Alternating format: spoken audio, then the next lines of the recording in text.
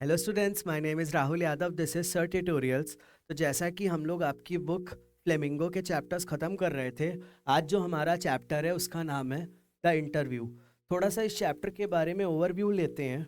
जैसा कि आपको पता होगा कि हमारा जो कंट्री है, भारत या इंडिया, वो एक डेमोक्रेटिक कंट्री है। दैट इज़ लोकतांत्रिक यहाँ पे प्रणाली चलती है सरकार की।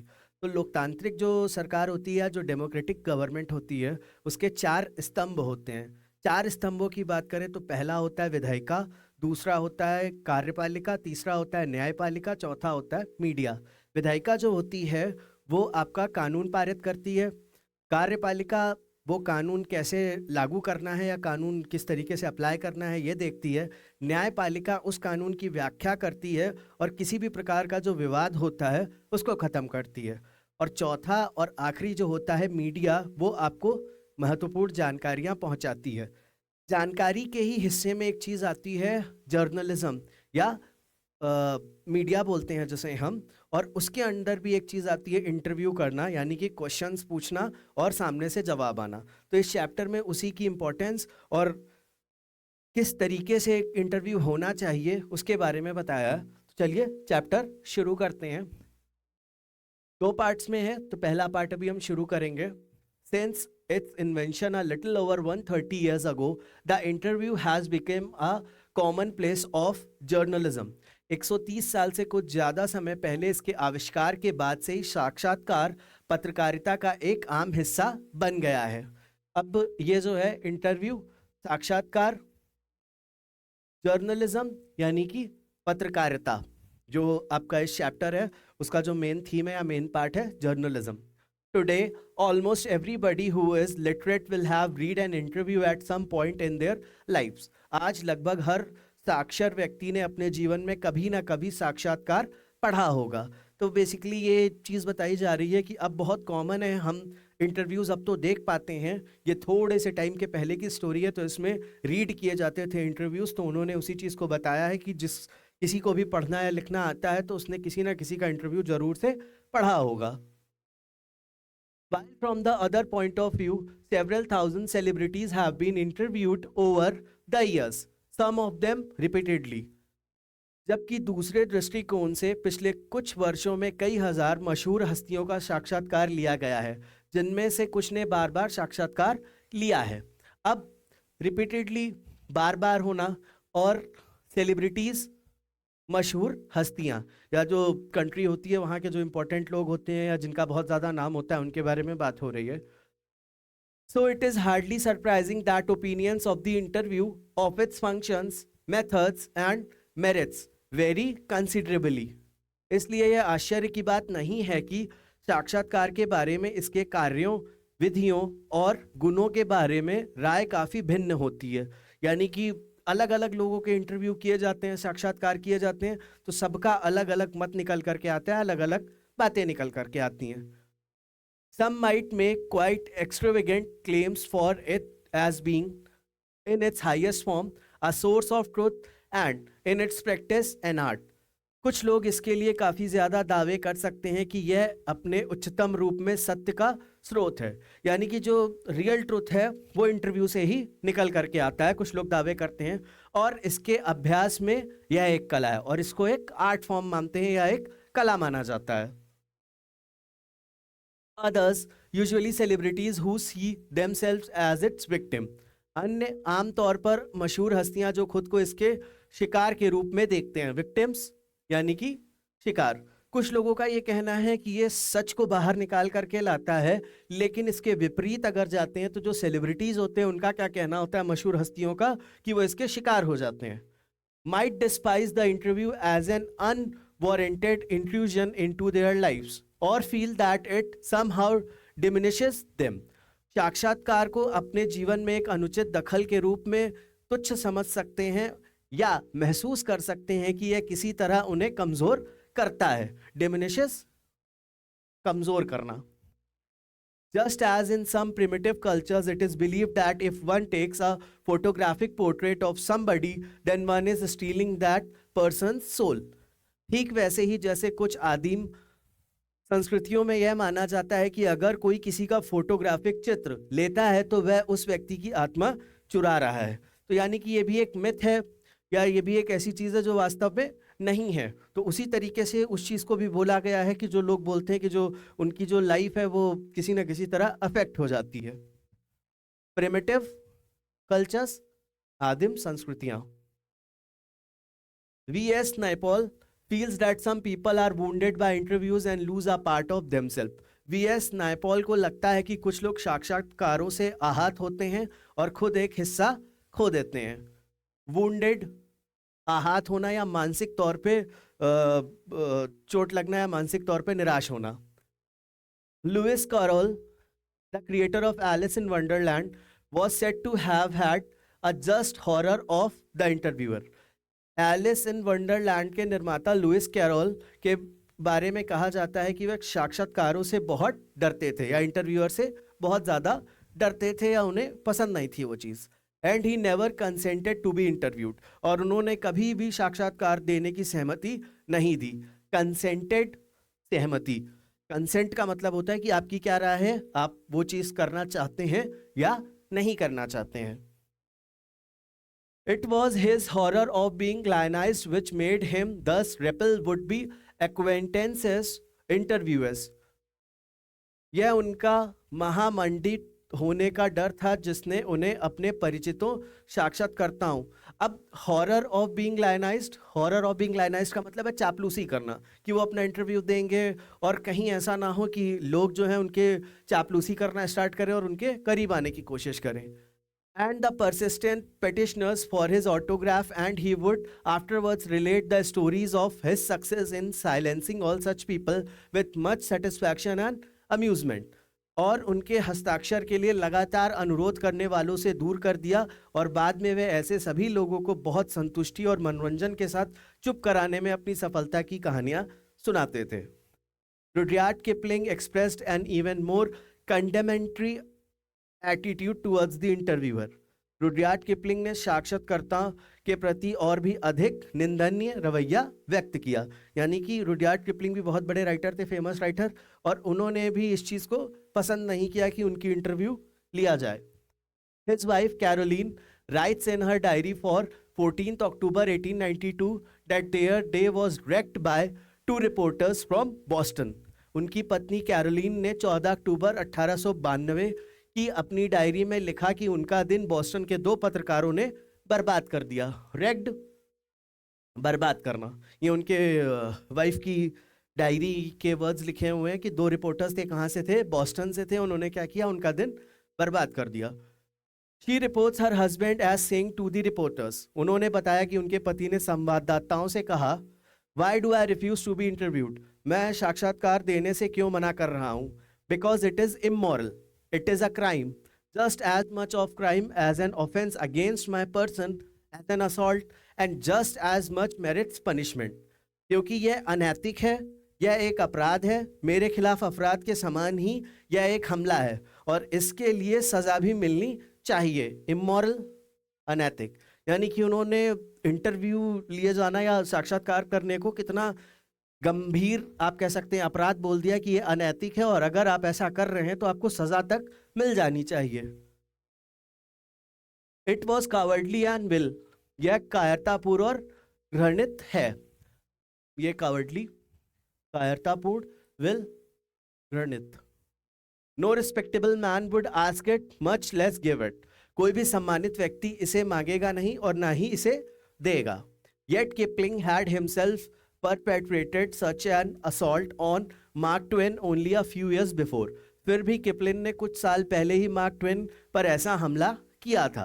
H.G. Wells in an interview in 1894 referred to the interviewing ordeal. H.G. Wells ने 1894 में एक साक्षात्कार में साक्षात्कार की पीड़ा का उल्लेख किया। ऑर्डल जो लिखा है पीड़ा या प्रताड़ना। But was a fairly frequent interviewee and 40 years later found himself interviewing Joseph Stalin, लेकिन वे अक्सर साक्षात्कार देने वाले व्यक्ति थे और 40 साल बाद उन्होंने खुद को जोसेफ स्टेलिन का साक्षात्कार करते हुए पाया। Saul Bellow, who has consented to be interviewed on several occasions, nevertheless once described interviews as being like thumbprints on his windpipe. Saul Bellow, जिन्होंने कई मौके पर साक्षात्कार के लिए सहमति जताई, ने फिर भी एक साक्षात्कार को अपनी सांस की नली पर अंगूठे के निशान की तरह बताया. ये जो लिखा हुआ थंबप्रिंट्स ऑन हिज वाइफ, सांस की नली पर अंगूठे, यानी कि ये सांस की जो नली है इसको अंगूठे से दबा देना, यानी कि बिल्कुल असहाय कर देना एक इंसान को, या बहुत ज्यादा पीड़ा पहुंचाना. Yet despite the drawbacks of this interview, it is a supremely serviceable medium of communication. फिर भी साक्षात्कार की कमियों के बावजूद यह संचार का एक अत्यंत उपयोगी माध्यम है. These days, more than at any other time, our most vivid impressions of our contemporaries are through interviews. Dennis Bryan has written. अब डेनिस ब्रायन ने क्या लिखा है? डेनिस ब्रायन ने लिखा है, इन दिनों किसी भी अन्य समय की तुलना में हमारे समकालीनों के बारे में हमारी सबसे ज्वलंत छाप साक्षात्कार के माध्यम से ही मिलती है. ये जो लिखा है कंटेम्प्रेरी, इसका अर्थ है समकालीन, यानी कि पैरेलल टाइम में जो लोग हैं उनके बारे में बात हो रही है. विविड इंप्रेशंस, ज्वलंत छाप, या बहुत ज्यादा गंभीर तरीके से अफेक्ट करना किसी चीज को. Almost every of movement reaches us through one man asking questions of another. तो बेसिकली इंटरव्यू क्या होता है कि एक जर्नलिस्ट होता है या रिपोर्टर होते हैं, वो क्या करते हैं, किसी फेमस सेलिब्रिटी या किसी ऐसे पर्सनैलिटी से जो बहुत इंपॉर्टेंट है उनसे क्वेश्चंस पूछते हैं, और वो क्वेश्चंस पूछते हैं, सामने वाला क्या करता है, जवाब देता है. तो बहुत ज़्यादा चांसेस होते हैं कि जो सच है वो बाहर निकल करके आए, और ये जिम्मेदारी बनती है जर्नलिस्ट की कि सच निकलवा करके दे. वो लगभग हर महत्वपूर्ण बात एक व्यक्ति द्वारा दूसरे से प्रश्न पूछने के माध्यम से हम तक पहुंचती है. क्वेश्चन किया, उन्होंने जवाब दिए. Because of this the interviewer holds a position of unprecedented power and influence. इस वजह से साक्षात्कारता के पास अभूतपूर्व शक्ति और प्रभाव की स्थिति होती है. अब दूसरा पार्ट है. पहले पार्ट में इंटरव्यू को किस तरीके से लोग देखते हैं, या जो बहुत फेमस सेलिब्रिटीज़ थे या जो फेमस पर्सनालिटीज़ थी वो इंटरव्यू के बारे में क्या सोचते थे, उसके बारे में था. दूसरा एक इंटरव्यू है, वो हम देखते हैं थोड़ा सा. I am a professor who writes novels on Sundays. Umberto Eco. The following is an extract from an interview of Umberto Eco. मैं एक प्रोफेसर हूँ जो रविवार को उपन्यास लिखता हूँ. अम्ब्रेटो एको निम्नलिखित अम्ब्रेटो एको के साक्षात्कार का एक अंश है. प्रोफेसर नोवेल्स, उपन्यास. उपन्यास बेसिकली वो लिखते हैं, और जो अम्ब्रेटो एको करके जो फेमस राइटर हैं उनका एक इंटरव्यू का छोटा सा पार्ट यहाँ पर दे रखा है, और वो कैसे क्वेश्चंस का जवाब देते हैं ये हमें देखना है. पहली जो इंपॉर्टेंट पर्सनैलिटी है उनका क्या नाम है, या जो मेन कैरेक्टर है अम्ब्रेटो एको, और दूसरे जो हैं Mukund Padmanabhan. The interviewer is Mukund Padmanabhan from the Hindu. साक्षात्कारता मुकुंद पद्मनाभन हैं जो द हिंदू से हैं. द हिंदू क्या है आपको पता होगा, मीडिया का एक इंपॉर्टेंट पार्ट है, या न्यूज़पेपर भी इंडिया में आता है द हिंदू करके, तो उसी से वो क्या है, इंटरव्यूअर है या जर्नलिस्ट हैं. आगे देखते हैं. Umberto Eco, a professor at the university of Bologna in Italy, had already acquired a formidable reputation as a scholar for his ideas on semiotics, the study of science, literary interpretation and medieval aesthetics before he turned to writing fiction. अब उनके बारे में थोड़ा सा जानकारी दे रखी कि उन्होंने क्या क्या कर रखा है, तो ये पैरा आपको एज इट इज़ लर्न करना पड़ेगा. ये वाला इटली के बोल्गना विश्वविद्यालय में प्रोफेसर अम्ब्रेटो इको ने कथन लेखन की ओर रुख करने से पहले ही सोमैटिक्स यानी कि संकेतों या जो साइन होती है उसकी स्टडी, साहित्यिक व्याख्या और मध्ययुगीन सौंदर्य शास्त्र पर अपने विचारों के लिए एक विद्वान के रूप में एक शानदार प्रतिष्ठा हासिल कर ली थी. यानी कि बहुत कुछ उन्होंने अचीव किया था, बहुत कुछ उन्होंने कर रखा था. Literary fiction, academic text, essays, children's books, newspaper articles, his written output is staggeringly large and wide ranging. और उनके लेखन का कुछ यहाँ उदाहरण दे रखा है. साहित्यिक कथाएं, अकादमिक पाठ, निबंध, बच्चों की किताबें, समाचार पत्र लेखन. उनका लेखन आश्चर्यजनक रूप से बड़ा और व्यापक है. साहित्यिक यानी कि जो लिटरेचर वाली बुक होती हैं वो, अकेडमिक यानी कि जो स्कूल्स में पढ़ाया जाता है, निबंध आपको पता ही होगा, बच्चों की किताबें, समाचार पत्र में लेखन लिखना या आर्टिकल लिखना, ये सारी चीज़ें उन्होंने कर रखी हैं। In 1980, he acquired the equivalent of intellectual superstardom with the publication of The Name of the Rose, which sold more than 10 million copies. 1980 में उन्होंने द नेम ऑफ द रोज के प्रकाशन के साथ बौद्धिक सुपरस्टारडम के बराबर हासिल किया, जिसकी 10 मिलियन से अधिक प्रतियां बिकी। मुकुंद, अब इंटरव्यू का पार्ट है आपका। मुकुंद ने क्वेश्चन पूछा है, उसके बाद उन्होंने जवाब दिया है। Mukund, the English novelist and academic David Lodge once remarked. Mukund, अंग्रेजी उपन्यासकार और शिक्षाविद डेविड लॉज ने एक बार टिप्पणी की। रिमार्क्ड, टिप्पणी करना यानी कि कमेंट टाइप का। I can't understand how one man can do all the things he does. मैं समझ नहीं पाता कि एक आदमी कैसे वे सभी काम कर सकता है जो वह करता है। किसके बारे में? अम्ब्रेटो एको के बारे में वो बोल रहे हैं। Umberto Eco, maybe I give the impression of doing many things. Umberto Eco, हो सकता है कि मैं कई काम करता हूँ हुआ दिखूं। अब एक फेमस पर्सनैलिटी ने दूसरी फेमस पर्सनैलिटी पे क्या किया, अम्ब्रेटो एको पे क्या किया, एक टिप्पणी किया, कमेंट किया कि भरोसा नहीं किया जा सकता कि एक इंसान इतना सारा काम कैसे कर सकता है। तो उसका उन्होंने बहुत बढ़िया जवाब दिया है। But in the and I am convinced I am always doing the same thing. लेकिन अंत में मुझे यकीन हो जाता है कि मैं हमेशा एक ही काम कर रहा हूं। मुकुंद, विच इज, मुकुंद ने फिर क्वेश्चन पूछा, कौन सा? Umberto Eco ah, now that is more difficult to explain. Umberto Eco अब यह समझाना ज्यादा मुश्किल है। अब बेसिकली जिनका इंटेलेक्ट बहुत हाई होता है, जिनका जो ब्रेन फंक्शनिंग होती है बहुत ज़्यादा तेज होती है, तो वो अपने काम को एक्सप्लेन नहीं कर पाते कि वो कर क्या रहे हैं। वो जो कुछ भी कर रहे होते हैं उसका आउटपुट जो निकल करके आता है वो दुनिया को या समाज को या कॉमन पीपल को समझ में आता है, लेकिन जो प्रोसेस होता है वो एक्सप्लेन नहीं कर पाते। वही सेम चीज़ उनके साथ भी है कि इतने सारे लेख लिखते हैं वो, लेकिन एग्जैक्टली वो कैसे कर रहे हैं या क्या चीज़ें हैं तो वो एक्सप्लेन कर पाना उनके लिए भी मुश्किल काम है। I have some philosophical interest and I pursue them through my academic work and on novels. मेरी कुछ दार्शनिक रुचियां हैं और मैं उन्हें अपने अकादमिक काम और अपने उपन्यासों के जरिए आगे बढ़ाता हूं। Philosophical interest, दार्शनिक रुचियां। Even my books for children are about non-violence and peace. You see, the same bunch of ethical, philosophical interest. यहाँ तक कि बच्चों के लिए मेरी किताबें भी अहिंसा और शांति के बारे में हैं। आप देखिए, नैतिक दार्शनिक रुचियों का एक ही समूह है। अब उन्होंने ये बताया कि बच्चों के लिए भी जो वो बुक लिखते हैं वो क्या लिखते हैं, नॉन वायलेंस और पीस के बारे में लिखते हैं। तो फिलोसफिकल व्यू पॉइंट उनका बहुत ज़्यादा ही स्ट्रांग है। And then I have a secret, और फिर मेरे पास एक रहस्य है। Did you know what will happen if you eliminate the empty spaces from the universe? Eliminate the empty spaces in all the atoms.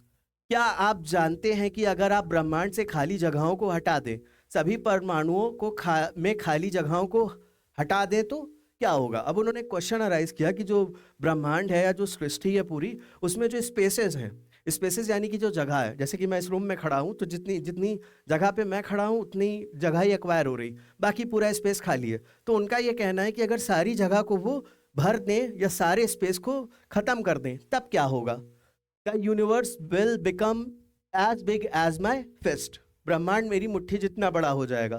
तो उनका ये कहना है कि अगर सारे स्पेस को खत्म कर दिया जाए तो ब्रह्मांड उनकी मुट्ठी के बराबर हो जाने वाला है।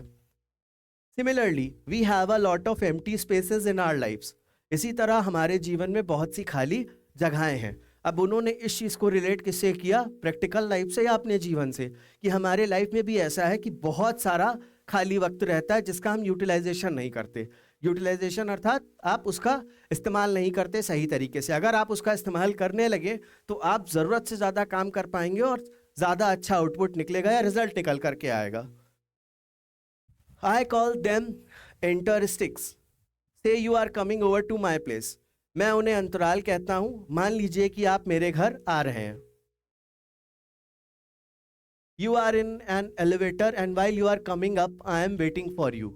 आप एक लिफ्ट में हैं और जब मैं ऊपर आ रहे हैं तो मैं आपका इंतजार कर रहा हूं। This is an interstice an empty space. यह एक अंतराल है, खाली जगह। I work in empty spaces, मैं खाली जगहों में काम करता हूँ. While waiting for your elevator to come up from the first to the third floor, आपकी लिफ्ट के पहली से तीसरी मंजिल पर आने का इंतजार करते हुए, I have already written an article. Laughs, मैंने पहले ही एक लेख लिख लिया है. हंसते हुए. अब उन्होंने क्या बताया कि जो थोड़ा सा भी उन्हें टाइम मिल रहा है तो उसका प्रॉपर यूटिलाइजेशन कर रहे हैं. अभी आपने स्टार्टिंग में देखा था कि उन पे टिप्पणी की गई थी कि इतना सारा काम उन्होंने किया है, ये भरोसा कर पाना थोड़ा सा मुश्किल है. तो उन्होंने इस चीज़ को एक्सप्लेन किया कि जो खाली समय है उसका वो कितनी बेहतर तरीके से यूज़ करते हैं कि जब इंटरव्यूअर आ रहा है पहली लिफ्ट से पहले फ्लोर से तीसरे फ्लोर तक, तो इतने स्पेस में जो समय मिला उसको भी उन्होंने यूटिलाइज किया और क्या किया, एक आर्टिकल लिख दिया. तो ये एक तरीके की सीख है कि हमारे पास जितना समय रहता है उसमें से जो हम खाली समय बर्बाद कर देते हैं, अगर हम उसका भी इस्तेमाल करना शुरू करें तो हमारा काम जो है बहुत बेहतर तरीके से हो पाएगा और अच्छा रिजल्ट निकल करके आने वाला है. अब मुकुंद, अगेन वो जो इंटरव्यूअर है उनका क्वेश्चन है, not everyone can do that of course. Mukund, बेशक हर कोई ऐसा नहीं कर सकता. बिल्कुल हकीकत बात है कि हर कोई ऐसा नहीं कर सकता कि जागने के बाद से और सोने के पहले तक वो काम ही करता रहे. तो उनका भी वही एकदम यूजुअल क्वेश्चन है. ये जो लिखा हुआ ऑफ कोर्स, इसका हिंदी अर्थ होता है बेशक. Your non fictional writing, your scholarly work has a certain playful and personal quality about it. आपके गैर काल्पनिक लेखन, आपके विद्वत्तापूर्ण काम में एक खास तरह की चंचलता और व्यक्तिगत गुणवत्ता है. It is marked departure from a regular academic style, which is invariably depersonalized and often dry and boring. यह एक नियमित शैक्षिक शैली से एक अलग ही तरह का बदलाव है जो हमेशा की अव्यक्तिक और अक्सर शुष्क और उबाऊ होती है. Have you consciously adopted an informal approach or is it something that just came naturally to you? क्या आपने जानबूझकर एक अनौपचारिक दृष्टिकोण अपनाया है या कुछ ऐसा जो आपके लिए स्वाभाविक रूप से आया है. अब उनकी राइटिंग स्टाइल पे उन्होंने क्वेश्चन उठाया. उन्होंने क्या क्वेश्चन उठाया कि जो नॉन फिक्शनल राइटिंग आपकी होती है वो कभी कभी बोरिंग हो जाती है या ऐसी हो जाती है जो कॉमन लोगों को या आम इंसान को समझ में ना आती हो. तो ये आप जानबूझ करके करते हैं या बिना जाने आपसे ये चीज़ हो जाती है. अब इस क्वेश्चन का उन्होंने कितना बढ़िया जवाब दिया. अम्ब्रेटो एको, when I presented my first doctoral dissertation in Italy, one of the professors said. Umberto Eco ने क्या बोला, जब मैंने इटली में अपना पहला डॉक्टरेट शोध प्रबंध प्रस्तुत किया तो एक प्रोफेसर ने कहा, scholars learn a lot of a certain subject, then they make a lot of false hypothesis. विद्वान एक निश्चित विषय के बारे में बहुत कुछ सीखते हैं, फिर वे बहुत सारी गलत परिकल्पनाएं बनाते हैं. हाइपोथेसिस, परिकल्पना यानी कि सोच में आना जो रियल लाइफ में है या नहीं है, लेकिन आप उसको इमेजिन कर पा रहे हैं और वो भी क्या है, गलत है, फॉल्स, गलत. Then they correct them and at the end they put the conclusions. फिर उन्हें सही करते हैं और अंत में निष्कर्ष निकालते हैं. कंक्लूजन्स, निष्कर्ष. You on the contrary told the story of your research. इसके विपरीत आपने अपने शोध की कहानी बताई. Even including your trials and errors, यहाँ तक कि अपने प्रशिक्षण और त्रुटियों को भी शामिल किया. अब परीक्षण और त्रुटियां क्या होती है, trial and error.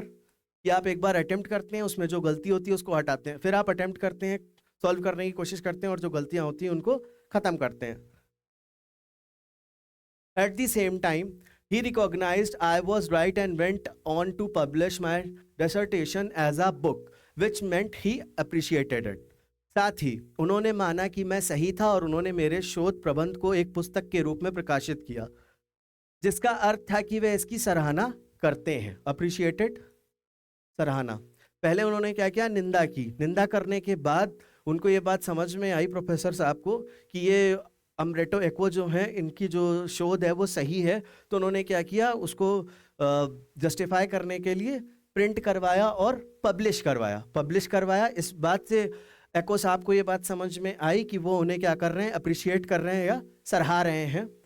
Eight that point, at the age of 22, I understood scholarly book should be written the way I had done by telling the story of the research. अब उन्होंने राइटिंग स्टाइल बदलने के बारे में एक बताया, या जो एक कह सकते हैं उनका क्रिएटिव तरीका है कि जो भी रीड करे उसे वो चीज़ समझ में आई. उस समय 22 वर्ष की आयु में मैंने समझा कि विदातापूर्ण पुस्तकें उसी तरह लिखी जानी चाहिए जैसे मैंने लिखी हैं, शोध की कहानी बताकर। अगर किसी तरीके का शोध है, एक्सपेरिमेंट है, एज इट इज़ उसको लिख दिया गया तो शायद सबके समझने में दिक्कत आएगी, लेकिन अगर उसको कहानी के तौर पे बताया गया तो सबके लिए समझना थोड़ा सा उसका आसान हो जाएगा। तो उन्होंने ये शैली अपनाई। This is why my essays always have a narrative aspect. यही कारण है कि मेरे निबंधों में हमेशा एक कथात्मक पहलू होता है। नैरेटिव एस्पेक्ट, कथात्मक पहलू, यानी कहानी के तौर पे बता देना। And this is why probably I started writing narratives novels so late at the age of 50 more or less. और यही कारण है कि शायद मैंने कथात्मक उपन्यास इतनी देर से लिखना शुरू किया, लगभग 50 वर्ष की आयु में। I remember that my friend Roland Barthes was always frustrated that he was an essayist and not a novelist. मुझे याद है कि मेरे प्रिय मित्र रोलांड बार्थेस हमेशा इस बात से निराश रहते थे कि वे निबंधकार हैं, उपन्यासकार नहीं। He wanted to do creative writing one day or another, but he died before he could do so. वे एक ना एक दिन रचनात्मक लेखन करना चाहते थे, लेकिन ऐसा करने से पहले ही उनकी क्या हुई? मृत्यु हो गई। क्रिएटिव राइटिंग, रचनात्मक, यानी कि दूसरों से हटके थोड़ा अलग। I never felt this kind of frustration. मुझे कभी इस तरह की निराशा महसूस नहीं हुई। फ्रस्ट्रेशन जो वर्ड है, इसका अर्थ होता है निराश होना, यानी कि आप कुछ अचीव करना चाहते हैं, आप कुछ कर पाना चाहते हैं और आप करने में सक्षम नहीं हैं, तो जिस तरीके की निराशा आपको फील होती है उसको हम क्या बोलते हैं? फ्रस्ट्रेशन बोलते हैं। आई started writing novels by accident. मैंने संयोग से उपन्यास लिखना शुरू किया। एक्सीडेंट जो वर्ड है, इसका अर्थ क्या है? संयोग से, यानी कि वो लिखना नहीं चाहते थे, लेकिन कुछ ऐसी कंडीशंस हुई या सिचुएशंस हुई कि उन्होंने उपन्यास या नॉवेल्स लिखना स्टार्ट कर दिया। I had nothing to do one day and so I started. एक दिन मेरे पास करने के लिए कुछ नहीं था और इसलिए मैंने शुरू कर दिया। अब इंटेलेक्ट उनका या दिमाग उनका कितना तेज है, आप ये देखिए कि उनके पास कुछ करने के लिए नहीं था तो उन्होंने उपन्यास लिखना शुरू कर दिया। Novels probably satisfied my taste for narration. उपन्यासों ने शायद कथन के लिए मेरे स्वाद को संतुष्ट किया। सेटिस्फाइड, संतुष्ट करना। Mukund, talking about novels, from being a famous academic, you went on to becoming spectacularly famous after the publication of The Name of the Rose. Mukund, उपन्यासों की बात करें तो एक प्रसिद्ध शिक्षाविद होने से लेकर आप द नेम ऑफ द रोज के प्रकाशन के बाद शानदार रूप से प्रसिद्ध हो गए। ये उन्होंने बुक लिख रखी है जिसके बाद उन्होंने बहुत ज़्यादा नाम कमाया, तो उसके बारे में अब मुकुंद कुछ क्वेश्चन पूछ रहे हैं। You have written 5 novels against many more scholarly works of non-fiction, at least more than 20 of them. आपने कई अन्य विद्वत्तापूर्ण गैर काल्पनिक कृतियां के मुकाबले 5 उपन्यास लिखे हैं, कम से कम 20 से ज़्यादा। अमरेटो इको ओवर 40। अब मुकुंद ने 20 से ज़्यादा बोले और उन्होंने एकदम एग्जैक्ट नंबर कह सकते हैं, आप बताया कि 40 से ज़्यादा उन्होंने लिख रखे हैं। Mukund, over 40। Among them a seminal piece of work on semiotics. Mukund, 40 से ज़्यादा, उनमें से एक सेमेटिक्स पर मौलिक कृति है। But ask most people about Umberto Eco and they will say, oh he is the novelist, does that bother you? लेकिन ज़्यादातर लोगों से अमरेटो इको के बारे में पूछो और वे कहेंगे, ओह वह उपन्यासकार हैं, क्या यह आपको परेशान करता है? बॉदर, परेशान करना। अमरेटो इको, यस, उन्होंने हाँ में जवाब दिया। Because I consider my self a university professor who rights novels on Sunday. क्योंकि मैं खुद को एक विश्वविद्यालय का प्रोफेसर मानता हूं जो रविवार को उपन्यास लिखता है। यानी कि उनका मेन काम नोवेल लिखना नहीं है, लेकिन उनके नोवेल इतने फेमस हुए कि लोग उन्हें नोवेल के माध्यम से जानने लगे। तो मुकुंद का सीधा सा क्वेश्चन था कि ये चीज़ आपको परेशान करती है? उन्होंने सीधे बताया हाँ। क्यों? क्योंकि वो सिर्फ रविवार या छुट्टी वाले दिन ही उपन्यास लिखते हैं। इट्स नॉट अ जोक, यह कोई मजाक नहीं है। I participate in academic conferences and not meetings of PEN clubs and writers. मैं अकादमिक सम्मेलनों में भाग लेता हूं, पेन क्लब और लेखकों की बैठक में नहीं। आई identify my self with the academic community. मैं खुद को अकादमिक समुदाय से जोड़ता हूं, यानी कि जो अकेडमी के लिए या पढ़ाए जाने जो शोध हैं उनको खुद को वो उसमें जोड़ते हैं, बजाय लेखकों में और जो राइटर्स होते हैं उनमें जोड़ते हैं खुद को। और वो क्या करते हैं, एकेडमिक कम्युनिटी का हिस्सा खुद को बताते हैं और एकेडमिक की कॉन्फ्रेंसेस जो होती है उसी में वो जाते हैं। मैं खुद को, but okay, if they most people have read only the novels, laughs and shrugs. लेकिन ठीक है, अगर उन्होंने किन्होंने ज़्यादातर लोगों की उन्होंने बात की, सिर्फ उपन्यास ही पढ़े हैं, हंसते हुए और कंधे उचकाते हुए, यानी कि उन्होंने उस चीज़ को भी बहुत लाइटली लिया। और क्या बोला कि अगर ज़्यादातर लोगों ने सिर्फ उपन्यास ही पढ़े हैं तो फिर उनके लिए भी कोई बहुत बड़ी बात नहीं, और वो हंसने लगे। I know that my writing novels I reach a larger audience. मुझे पता है कि उपन्यास लिखकर मैं ज़्यादा लोगों तक पहुंच सकता हूँ। अकेडमिक्स की जो चीज़ें हैं, शोध हैं, एक्सपेरिमेंट्स हैं, वो चीज़ें लिख करके मास जो लोग हैं या जो पूरी दुनिया के लोग हैं वहाँ तक पहुँचना थोड़ा मुश्किल काम है। लेकिन अगर आप उपन्यास और नोवेल्स लिख रहे हैं तो वो थोड़ा सा ईजी हो जाता है लोगों तक पहुँचने पे। I can not expect to have 1 million readers with stuff on semiotics. मैं यह उम्मीद नहीं कर सकता कि सांकेतिक विज्ञान पर आधारित सामग्री के 10 लाख पाठक होंगे। सीधी सी बात है, जो साइन के लिए वो चीज़ें लिखते हैं उसको सब लोग पढ़ने से रहे। Mukund, which brings me to my next question, जो मुझे मेरे अगले सवाल पर ले आता है।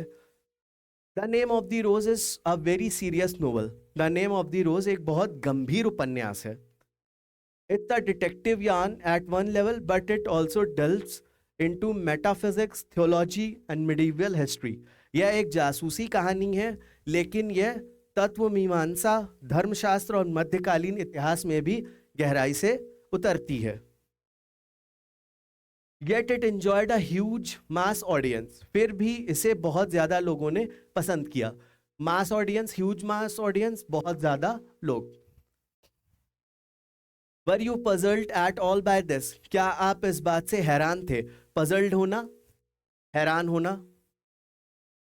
अम्ब्रेटो एको, नो जर्नलिस्ट आर पजल्ड। अम्ब्रेटो एको, नहीं पत्रकार हैरान थे। इनडायरेक्टली कह सकते हैं कि जो जर्नलिस्ट उनके पास आए उनको भी उन्होंने ये बात बोली कि मैं नहीं हैरान था, जो जर्नलिस्ट थे वो इस बात से हैरान थे। एंड समटाइम्स पब्लिशर्स, और कभी कभी प्रकाशक भी। पब्लिशर्स, प्रकाशक, जो बुक प्रिंट करते हैं या पब्लिश करते हैं उनके बारे में बात हो रही, प्रकाशन करते हैं। And this is because journalist and publishers believe that people like trash and don't like difficult reading experiences. और ऐसा इसलिए है क्योंकि पत्रकारों और प्रकाशकों का मानना है कि लोगों को कचरा पसंद है। कचरा यानी कि ऐसी चीज़ें जो बहुत सुपरफिशियल हो या जो ऊपर ऊपर जानकारी दे और आपका समय पास कर दे, और उन्हें पढ़ने का कठिन अनुभव पसंद नहीं, यानी कि जिसमें दिमाग लग रहा हो या जिसमें खुद को अप्लाई करना हो, ऐसी रीडिंग की चीज़ें लोगों को पसंद नहीं आती। तो इस वजह से जो पब्लिशर्स होते हैं, प्रकाशक, उनको, जो पब्लिशर्स हैं उनको तो बिजनेस करना है, यानी कि पैसे कमाने हैं, तो वो ऐसी चीज़ नहीं प्रिंट करना चाहेंगे जो लोगों तक ना पहुँचे या जिसे लोग पसंद ना करें। तो वो इस चीज़ के बारे में बता रहे हैं। Consider there are 6 billion people on this planet. मान लीजिए इस ग्रह पर 6 अरब लोग हैं। The name of the rose sold between 10 and 15 million copies. The name of the rose की 10 से 15 मिलियन प्रतियां बिकी। So in a way I reached only a small percentage of readers. इसलिए एक तरह से मैं पाठकों के केवल एक छोटे प्रतिशत तक ही पहुंच पाया। But it is exactly these kinds of readers who don't want easy experiences. लेकिन यह वास्तव में ऐसे पाठक हैं जो आसान अनुभव नहीं चाहते, जिन्हें सुपरफिशियल चीज़ें या ऊपरी ऊपर पढ़ना नहीं पसंद है, और at least don't always want this, या कम से कम हमेशा ऐसा नहीं चाहते। I myself at 9 PM after dinner watch television and want to see either Miami vice और इमरजेंसी रूम। मैं खुद रात के खाने के बाद 9 बजे टेलीविजन देखता हूँ और या तो मियामी वाइस या इमरजेंसी रूम देखना चाहता हूँ। यानी कि नॉर्मल जो टेलीविज़न पे शोज़ आते हैं उसके बारे में उन्होंने बताया कि 9 बजे के बाद वो कुछ लाइट या हल्की चीज़ें देखना पसंद करते हैं। I enjoy it and I need it. मुझे यह पसंद है और मुझे इसकी ज़रूरत है, बट नॉट ऑल डे, लेकिन पूरे दिन नहीं। Mukund, could the huge success of the novel have anything to do with the fact that it dealt with a period of medieval history that. Mukund, क्या उपन्यास की बड़ी सफलता का इस तथ्य से कोई लेना देना है कि यह मध्यकालीन इतिहास के उस दौर से संबंधित है जो अम्ब्रेटो एको, दैट्स पॉसिबल, यह संभव है। But let me tell you another story, because I often tell stories like a Chinese wise man. लेकिन मैं आपको एक और कहानी बताता हूँ, क्योंकि मैं अक्सर चीनी बुद्धिमान व्यक्ति की तरह कहानियाँ सुनाता हूँ. My American publisher said while she loved my book, she didn't expect to sell more than 3,000 copies in a country where nobody has seen a cathedral or studies Latin. मेरी अमेरिकी प्रकाशक ने कहा कि उसे मेरी किताब पसंद तो आई, लेकिन उसे उम्मीद नहीं थी कि वह ऐसे देश में 3,000 से ज़्यादा प्रतियां बेचेगी जहां किसी ने गिरजाघर नहीं देखा है या लैटिन नहीं पढ़ा है. So I was given an advance for 3,000 copies, but in the end it sold 2 or 3 millions in the US. इसलिए मुझे 3,000 प्रतियों के लिए अग्रिम भुगतान दिया गया, यानी कि जो एडवांस में पेमेंट किया जाता है उन्हें 3,000 कॉपीज का दिया गया. लेकिन अंत में यूएस में इसकी 2 या 3 मिलियन प्रतियां बिकी. A lot of books have been written about the medieval past for before mine. मेरी किताब से बहुत पहले मध्यकालीन अतीत के बारे में बहुत सारी किताबें लिखी गई हैं. I think the success of the book is a mystery. मुझे लगता है कि किताब की सफलता एक रहस्य है. मिस्ट्री यानी कि रहस्य. Nobody can predict it. कोई भी इसकी भविष्यवाणी नहीं कर सकता. प्रिडिक्ट भविष्यवाणी करना, या क्या आगे होने वाला है उसको पहले ही बता देना. I think if I had written the name of the rose 10 years earlier or 10 years later, it wouldn't have been the same.